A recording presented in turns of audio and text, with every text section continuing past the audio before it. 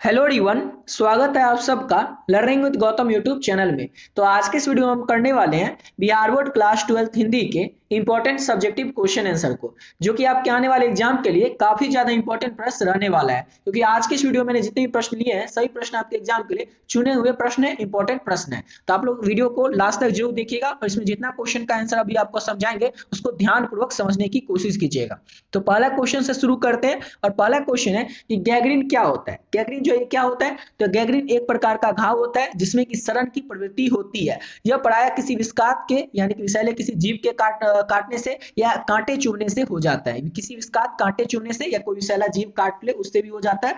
ये और ऐसे ही या फिर ऐसे ही किसी कारण से भी हो जाता है। और ये जिस भी अंग में हो जाता है, ये जो बीमारी है गैंग्रीन नामक बीमारी इतना खतरनाक बीमारी है कि ये जिस भी अंग में हो जाता है उसे काटकर शरीर से अलग कर दिया जाता है अथवा उस रोगी की जान भी चली जाती है। समझ गए? तो गैंग्रीन क्या होता है? सिंपल सा याद रखिएगा, एक घाव होता है। और ये जो क्वेश्चन, इस क्वेश्चन को लिया किस चैप्टर से गया है? तो लिया गया रोज चैप्टर से। रोज के लेखक है अज्ञा, और अज्ञा जो है वो मालती के घर पे जाते हैं उसके शादी के 4 साल बाद, और उसके घर पर जो भी उसके घर का परिवेश देखते हैं उसके बारे में वो इस चैप्टर में लिखते हैं। तो जो उसके घर पे जाते हैं लेखक, तो किसके घर पे जाते हैं? तो जो अज्ञा है वो जाते हैं मालती के घर पे। और मालती के घर में केवल 3 ही फैमिली मेंबर है, एक है मालती, एक है उसके पति महेश्वर और एक उसका बच्चा है टिट्टी। तो मालती के पति महेश्वर जो डॉक्टर है, और वो डॉक्टर किस बीमारी के हैं? तो गैंग्रीन नामक बीमारी के है। तो वहीं से ये क्वेश्चन आया कि गैंग्रीन क्या होता है। तो याद रखिएगा, गैंग्रीन एक प्रकार का घाव होता है जो कि हमेशा सड़ता ही रहता है। और ये जो घाव होता है ये होता कैसे है? तो कोई विषैला कांटा चुभ जाता है या फिर ऐसे ही किसी कारण से ये बीमारी हो जाता है। और ये इतना ज्यादा खतरनाक है कि शरीर के जिस भी अंग में होता है उसे शरीर से काट कर अलग कर दिया जाता है, अथवा वो जो रोगी को हो जाता है ये बीमारी उसकी जान भी चली जाती है। अगला क्वेश्चन है कि बिस्नी और मुन्नी को किसकी प्रतीक्षा और वो डाकिया की राह क्यों देखते हैं। तो बिस्नी और मुन्नी आखिर पहले समझेंगे ये है कौन, तभी तो बताएंगे कि वो किसकी राह देखते हैं या फिर किसकी प्रतीक्षा कर रहे हैं। तो बिस्नी और मुन्नी जो है ना, सिपाही की मां एकांकी जो है चैप्टर आपका, जिसके लेखक है मोहन राकेश, उसी चैप्टर की पात्रा है बिस्नी और मुन्नी। वैसे तो इस चैप्टर में काफी सारे पात्र है, मतलब कि 7-8 के करीब पात्र है, लेकिन 3 पात्र जो काफी ज्यादा इंपॉर्टेंट है, खास है। तो खास कौन है? एक तो बिस्नी है और एक मुन्नी है। तो बिस्नी के 2 बच्चे रहते हैं, यानी कि उसके 2, एक रहते हैं पुत्र और एक पुत्री। पुत्र का नाम रहता है मानक, यानी कि बेटे का नाम मानक, और उसकी बेटी का नाम रहता है मुन्नी। समझ गए? और उसके घर में कमाने वाला कोई नहीं रहता है बिस्नी के घर में। अब कमाने वाला कोई नहीं है, बेटा अकेला है, तो मानक को ही भेजती है वो लड़ाई पे, युद्ध पे गया है। दूसरा विश्व युद्ध चल रहा है जिसमें कि मानक क्या किया है, फ्रांस की ओर से युद्ध कर रहा है। लड़ाई पर इसलिए भेजी है बिस्नी ताकि घर में कुछ पैसा आएगा, आमदनी आएगी। और जब मुन्नी जो है वो भी शादी के लायक हो गई, उसका भी शादी करना जरूरी है, तो मानक युद्ध पर से लौटेगा तो क्या करेगा, मुन्नी की शादी करवा पाएगा, उसके हाथ पीले करवा पाएगा। समझ गए?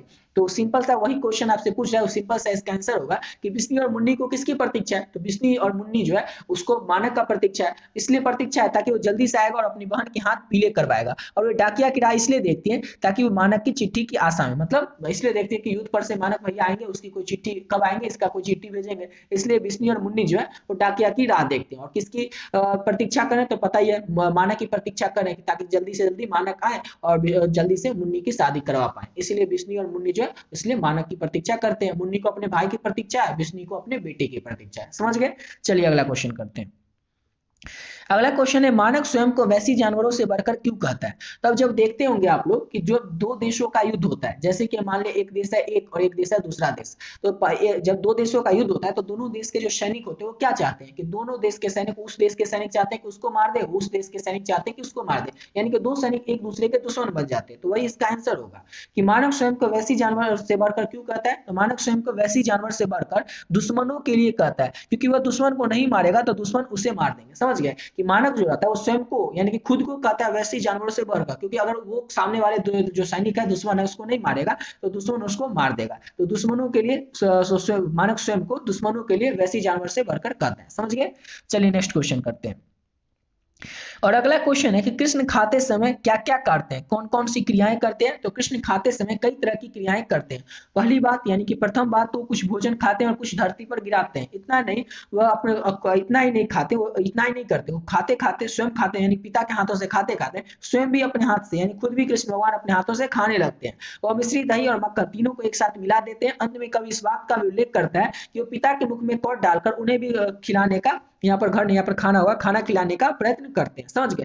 तो इसका जो आंसर है इसमें आपको याद करने जैसा कुछ है नहीं। जैसे आप देखिएगा कि जब आप कोई 3 साल से या 2 3 4 5 साल के बच्चे को आप खाना खिलाएगा तो क्या क्या करता है, बस वही आपको याद रखना है। जैसे आप छोटे बच्चे को खाना खिलाएगा तो क्या करेगा, पहले तो जो बर्तन में खाना रहेगा उसको आप अपने हाथ से खिलाते रहेगा, लेकिन वो क्या करेगा, वो जो उस बर्तन में जो खाना रहेगा उसको खुद से खाने का कोशिश करेगा, उसमें जो खाना रहेगा उसको धरती पर गिरा देगा, तो स्वयं और को स्वयं यानी कि खुद से भी कभी कभी खाने का प्रयत्न करेगा, अपने से हाथ से लेकर के खाने का कोशिश करेगा। कभी कभी ऐसा भी होता है कि जब किसी छोटे बच्चे को आप खाना खिलाने जाते हैं तो खाना उठा करके आपको खिलाने लगता है। तो ये सारी प्रक्रियाएं या क्रियाएं कौन कर रहे हैं, तो सेम इसी तरह से कृष्ण भगवान भी कर रहे हैं कि वो क्या करते हैं, कुछ भोजन खाते हैं और कुछ धरती पर गिरा देते हैं। कुछ कभी कभी जो पिता उनके खिलाते हैं, इसको छोड़ करके, पिता के हाथ को छोड़ करके वो अपने हाथ से खाने की कोशिश करते हैं। वो जो मिश्री दही मक्खन है उसको क्या करते हैं, सबको एक साथ मिला देते हैं ऐसे कृष्ण भगवान। और क्या करते हैं, तो कभी इस बात का भी उल्लेख करते हैं लास्ट में कि वो कभी कभी नंद बाबा यानी कि उनके जो पिता है उनके मुख में भी कौर डालकर उनको खिलाने की कोशिश करते हैं। तो इसमें याद करने जैसा है ही नहीं कुछ, बस आपको इतना याद रखना है कि जब आप छोटे बच्चे को खाना खिलाएगा 2 3 4 या 5 साल के बच्चे को, तो वो क्या क्या क्रियाएं करेगा, बस वही आपका आंसर हो जाएगा। समझ गए? और अगला क्वेश्चन की ओर बढ़ने से पहले आपको बताना चाहेंगे कि अगर अभी तक आप लोग हिंदी और इंग्लिश का जो नोट्स है, गेस क्वेश्चन का नोट्स पीडीएफ नहीं लिए तो आप लोग कैसे ले सकते हैं। ऑलरेडी बहुत सारे बच्चे हैं जो इस पीडीएफ को ले चुके हैं। जो भी बच्चे इस पीडीएफ को ले लिए गेस क्वेश्चन के पीडीएफ को, आप लोग बस तैयारी अच्छे से करते रहिएगा, आपसे एग्जाम में एक भी प्रश्न नहीं छूटने वाला है। बस इसमें जितना पीडीएफ आपको दिए हैं सबको अच्छे से आप लोग कर लीजिएगा और वीडियो को थोड़ा स्किप करके थोड़ा आगे से आप लोग देख लीजिएगा अगले क्वेश्चन से। और जो भी बच्चे अभी तक नहीं लिए उनको जल्दी से बता दें कि इसमें आपको क्या क्या मिलेगा और आपको कैसे लेना है और कहाँ पे आपको मिलेगा। तो कैसे मिलेगा तो वह पहले ही आपको बता दें कि आपका जो व्हाट्सएप नंबर होगा उस व्हाट्सएप नंबर पर आपको ये पीडीएफ मिल जाएगा, आपके व्हाट्सएप पर मिल जाएगा। अब इसमें रहेगा क्या क्या, इसमें हिंदी और इंग्लिश का दोनों सब्जेक्ट का जितना भी चैप्टर है, जैसे हिंदी में आपके टोटल 26 चैप्टर है गद्यखंड और काव्यखंड को मिला करके, इंग्लिश में टोटल आपके चैप्टर 21 चैप्टर प्रोस और पोएट्री को मिला करके, इन सभी चैप्टर के जो भी इंपॉर्टेंट क्वेश्चन है चाहे वो ऑब्जेक्टिव हो या सब्जेक्टिव, सारा कुछ आपको मिलेगा, चाहे वो ऑब्जेक्टिव हो या सब्जेक्टिव। और साथ ही साथ आपको पीवाईक्यू भी मिलेगा। पिछले 12 साल में 2012 से 24 के बीच में पिछले 12 साल में जो भी प्रश्न आपके एग्जाम में ऑब्जेक्टिव क्वेश्चन पूछे गए उसका पीडीएफ भी आपको मिल जाएगा आंसर के साथ। तो इतना सब कुछ मिल रहा है और इतना सब कुछ जो आपको मिला है हिंदी और इंग्लिश दोनों में मिल रहा है। इंग्लिश में तो आपको जैसे कि स्टोरी ऑफ इंग्लिश से भी क्वेश्चन पूछे जाते हैं तो उसके भी ऑब्जेक्टिव और सब्जेक्टिव आपको मिल जाएंगे। इंग्लिश में स्टोरी ऑफ इंग्लिश का सब्जेक्टिव क्वेश्चन है, स्टोरी ऑफ इंग्लिश का ऑब्जेक्टिव क्वेश्चन, और जितना इंपॉर्टेंट है ना उतना इस वीडियो में ऐड किया गया है। और इसको जो लेना है उसका जो प्राइस है वो बहुत ही ज्यादा कम आपके लिए रखे हैं, केवल और केवल 30 रुपए, जिसमें कि आपको दोनों सब्जेक्ट का मिल रहा है, हिंदी और इंग्लिश दोनों सब्जेक्ट का पीडीएफ आप लोगों को केवल और केवल 30 रुपए में मिल रहा है। समझ गए? और पे कैसे करना और लेना है कैसे, तो जो नंबर है 7903820891, इस नंबर पे आप लोगों को फोन पे, गूगल पे, पेटीएम किसी भी माध्यम से आप लोग इस नंबर पे पे कर सकते हैं 30 रुपए।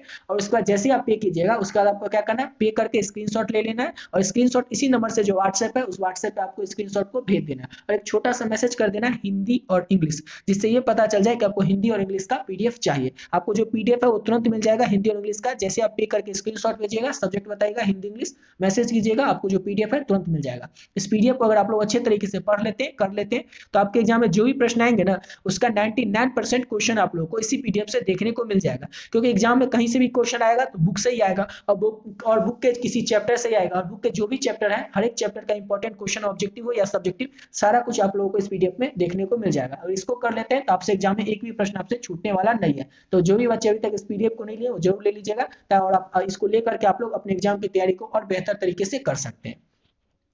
चलिए अब आते हैं अपने अगले क्वेश्चन पे। और अगला क्वेश्चन है कि दिनकर जी का निधन कहां और किन परिस्थितियों में हुआ था। तो दिनकर जी का निधन पॉलिसी पर आपको याद रखना है, एक नाम है, सिर्फ एक बिल्डिंग का नाम आपको याद रखना है, आपका आंसर पूरा याद हो जाएगा आपको।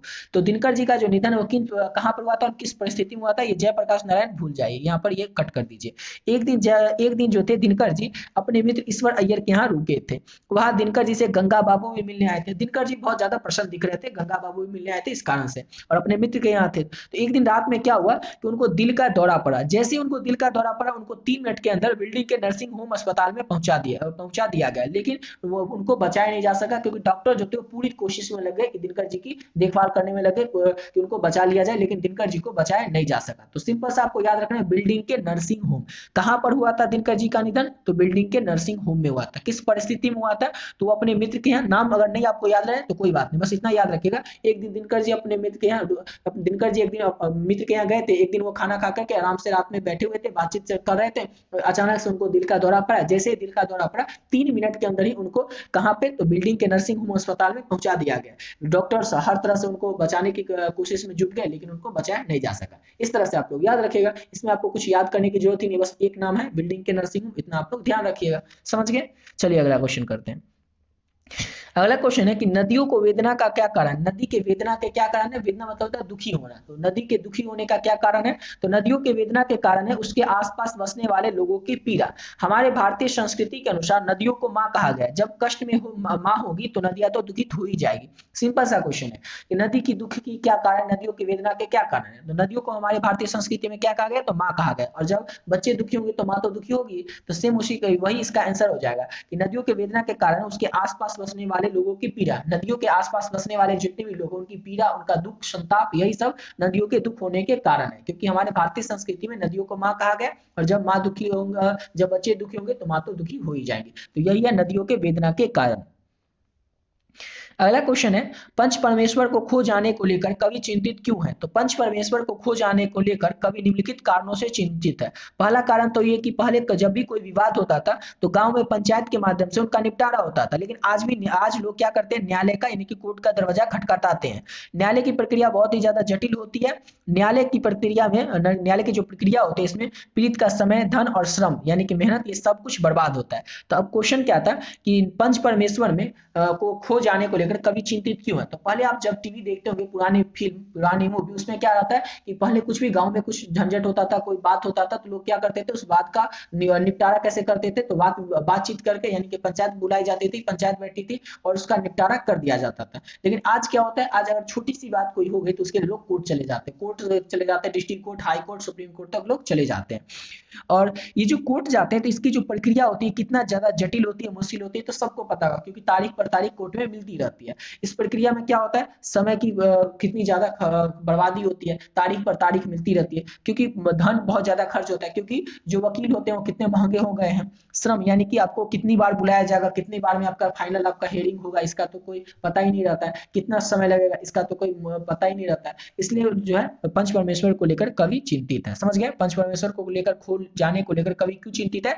तो इन सभी कारणों से पंच परमेश्वर को लेकर, खो जाने को लेकर कवि चिंतित है।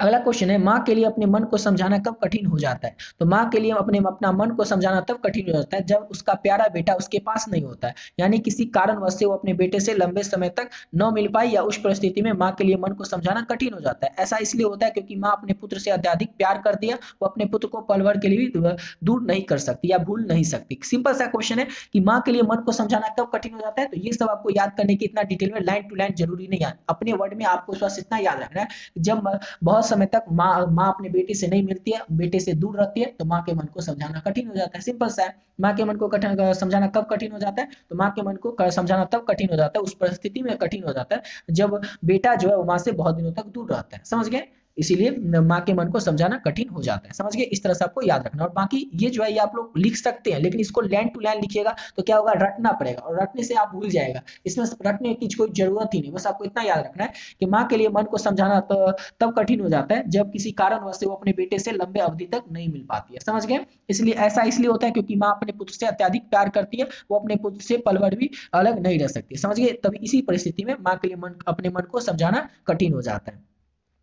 इसी के साथ वीडियो पे कंप्लीट करते हैं। आशा करता हूँ आप लोग को वीडियो अच्छा लगा होगा। मिलते हैं नेक्स्ट वीडियो में। और नेक्स्ट वीडियो में क्या करेंगे, तो हिंदी के दीर्घ उत्तरीय जो प्रश्न है आपके एग्जाम के लिए इंपॉर्टेंट प्रश्न, उन सही प्रश्नों को करेंगे। समझ गए? और ऊपर जो आपको पीडीएफ बताएं, अभी तक जो भी स्टूडेंट उस पीडीएफ को नहीं लिए, उसमें आपको हिंदी और इंग्लिश दोनों सब्जेक्ट का पीडीएफ मिल रहा है, और प्राइस है केवल और केवल 30 रुपए। उसको जरूर ले लीजिएगा, और उसमें जितने सारे क्वेश्चन है, चाहे वो ऑब्जेक्टिव और सब्जेक्टिव, सबको अच्छे से आप लोग कर लीजिएगा। और उस प्रश्न को अगर आप लोग अच्छे से कर लेते हैं तो आपके एग्जाम में आपसे एक भी प्रश्न छूटने वाला नहीं है, क्योंकि एग्जाम में क्वेश्चन कहीं से भी आएगा तो आखिरकार बुक से ही, और बुक के किसी चैप्टर से ही, और हर एक चैप्टर का, चाहे वो ऑब्जेक्टिव हो या सब्जेक्टिव हो, सब्जेक्टिव में भी चाहे वो लघु उत्तरीय हो या दीर्घ उत्तरीय हो या 100% व्याख्या वाला क्वेश्चन हो हिंदी में, तो सारा क्वेश्चन आप लोगों को पीडीएफ में देखने को मिल जाएगा। ठीक है? तो आप लोग जरूर ले लीजिएगा जो भी बच्चे अभी तक नहीं लिए हैं।